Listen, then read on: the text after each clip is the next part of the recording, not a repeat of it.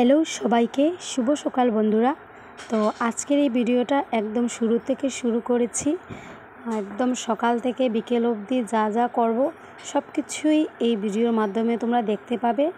প্রথমেই আমি বলে দিই, এই যে নিজের কাজে লেগে গেলাম। তো কতগুলো বাসন টাসন ধুতে হবে।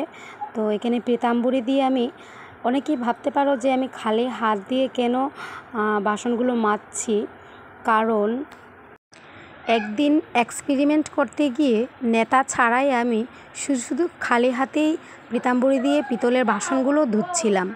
তখন আমি দেখতে পেলাম যে পীতাম্বরী দিয়ে কাঁসা পিতল বাসনগুলো শুধু হাতে মাজলেই সুন্দর হয়, একদম চকচক করে। যেভাবে আমি এখানে ধুচ্ছি সেভাবে তোমরা ঘরে ট্রাই করতে পারো, দেখবে এইভাবে মাজলে কিন্তু অনেক সুন্দর চকচক করে বাসনগুলো। দীপাবলি উপলক্ষে বাকি ঘরের সব কাজ হয়ে গেলেও শুধু বাকি রয়ে গিয়েছিল এই কটা বাসন, যা আমি নিজের হাতে পরিষ্কার পরিচ্ছন্ন করে রেখেছি।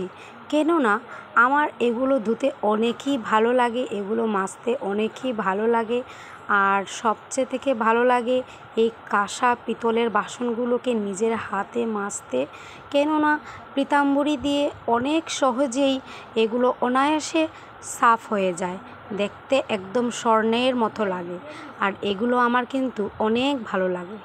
হ্যাঁ, তোমাদেরকে আরও একটা কথা বলে দিই, সেটা হলো পিতলের বাসন বা কাঁসা বাসনগুলো সঙ্গে সঙ্গে ধুয়ে যে কোনো সুতি কাপড় দিয়ে মুছে নিলে কিন্তু তাতে কোনো কালো কালো দাগ পড়ে না।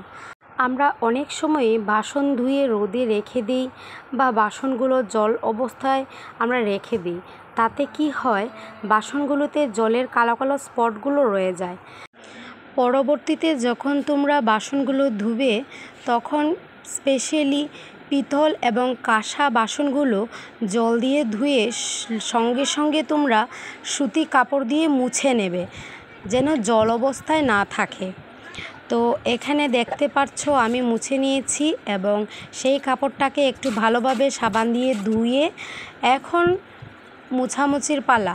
এই যে ঘর দুয়ার মুছলে নাকি পূজা হয়, আমরা তো এমনিতেই ঘর দুয়ার মুছি, আর পুজো হলে তো কোনো পুজো পার্বণের সময় তো আরও বেশিভাবে করতে হয়। আমি আবার এত শত কাজ পারি না, কিন্তু যতটুকু পারি ততটুকু আমি সাহায্য করি। আর এগুলো আমার করতে ভালো লাগে, তার জন্য করি। আর কিছুটা ভিডিও ক্লিপ নেই, কারণ তোমাদের সঙ্গে শেয়ার করতেও আমার ভালো লাগে। কথায় আছে, মেয়েদের নাকি রূপে লক্ষ্মী এবং গুণে সরস্বতী হওয়ার দরকার। কিন্তু আমি মনে করি মেয়েদের রূপে লক্ষ্মী এবং গুণে সরস্বতী হওয়ার দরকার, তার সঙ্গে সঙ্গে মা কালী মা দুর্গা হওয়া দরকার। কেননা এখন যে যুগ পড়েছে, তাতে মেয়েদের গুণে সরস্বতী রূপে লক্ষ্মীর সঙ্গে সঙ্গে মা দুর্গা মা কালী হওয়াও প্রয়োজন। রূপে লক্ষ্মী কতটা আমি জানি না, কিন্তু গুণে সরস্বতী হয়তো একটু হলেও আছি। তার সঙ্গে কিন্তু আবার আমি মা কালী হওয়ার ক্ষমতাও রাখি, সেটা নির্ভর করে মানুষের ব্যবহারের উপর।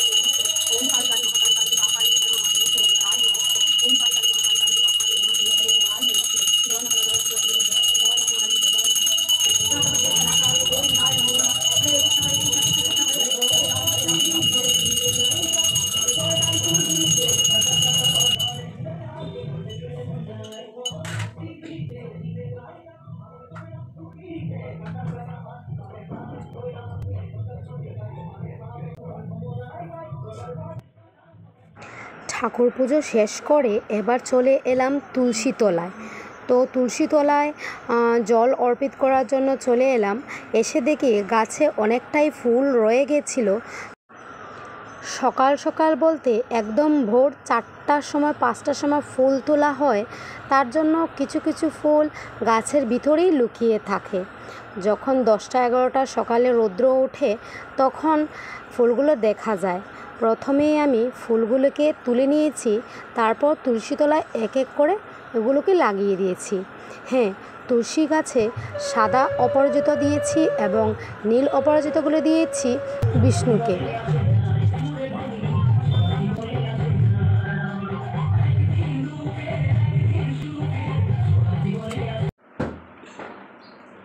এই যে দেখুন, এখন আমাদের ঘরে মালা লাগানো হচ্ছে। এই যে